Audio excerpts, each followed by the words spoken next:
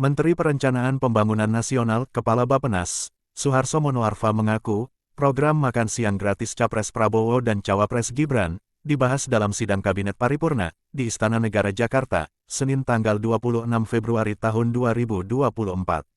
Bappenas, ujar Suharso, akan menyusun program tersebut untuk dijalankan oleh Presiden terpilih nantinya. Hal tersebut dilakukan, agar pembangunan berkelanjutan bisa terlaksana. Simak selengkapnya berikut ini. Baru saja selesai mengenai sidang Kabinet Paripurna yang membahas pertama untuk menghadapi Ramadan dan Lebaran yang akan datang, dan kemudian juga persiapan penyusunan rencana kerja pemerintah dan RAPBN tahun 2025. Yang pertama tadi pengarahan Bapak Presiden agar kita bisa mampu menghadapi keadaan internasional, khususnya dalam hal pengadaan pangan. Kemudian yang kedua, dengan demikian diperlukan sikap yang hati-hati sekali dalam bentuk penyediaan pangan ini, terutama pengadaan beras. Itu mendapatkan perhatian yang sangat seksama dari Bapak Presiden, karena akhir-akhir ini kita tahu harga eceran tertinggi itu dilampaui di semua daerah di tanah air, baik untuk yang kualitas medium tinggi maupun yang medium rata-rata. Yang kedua, terkait dengan rencana kerja pemerintah, itu disepakati tema rencana kerja pemerintah yang akan datang ini adalah akselerasi pertumbuhan ekonomi yang inklusif dan berkelanjutan. Dan mengapa pertumbuhan ekonomi yang inklusif dan berkelanjutan, ya, dan ada kata-kata akselerasi. Pertama, mengingat bahwa tahun 2025 adalah awal dari RPJMN tahun 2025-2029.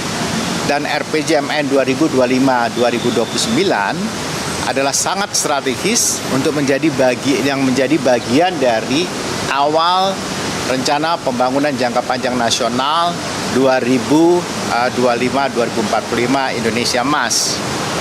Nah, kita sudah 30 tahun terjebak di dalam tingkat pendapatan menengah, dan kita berencana untuk bisa graduate dari middle income trap pada tahun 2038 sepanjang tingkat pertumbuhannya bisa rata-rata 7% dan minimal 6%, dan itu kita capai pada tahun 2041.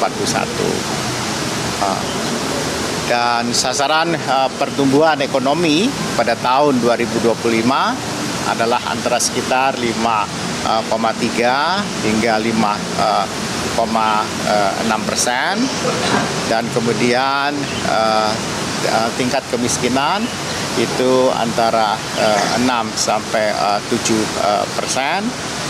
Kemudian tingkat pengangguran terbuka juga kita turunkan, mudah-mudahan bisa sampai dengan 4 sampai 5%. Kemudian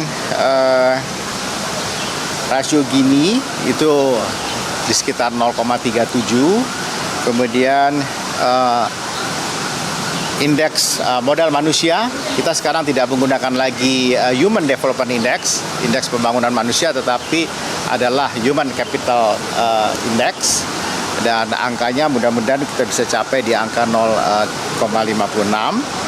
Dan penurunan intensitas gas rumah kaca bisa sampai dengan angka 38,6. Juga kami mengingatkan bahwa ekspor barang-barang Indonesia juga akan terutama khususnya ke Eropa akan kena aturan yang disebut dengan carbon border adjustment mechanism yang sedemikian rupa akan memperhitungkan kepebihakan Indonesia dalam hal penurunan gas rumah kaca. Saya kira itu yang secara garis besar, karena ini sangat garis besar sekali.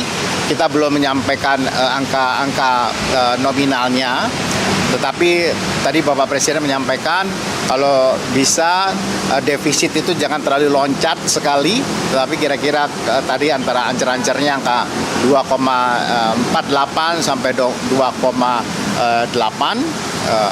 defisitnya, dan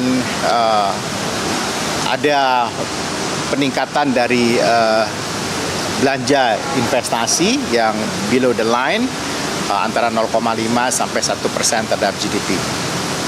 Demikian, selamat siang. Pak, tadi Presiden bilang kan akan mengakomodasi program-program dari Presiden.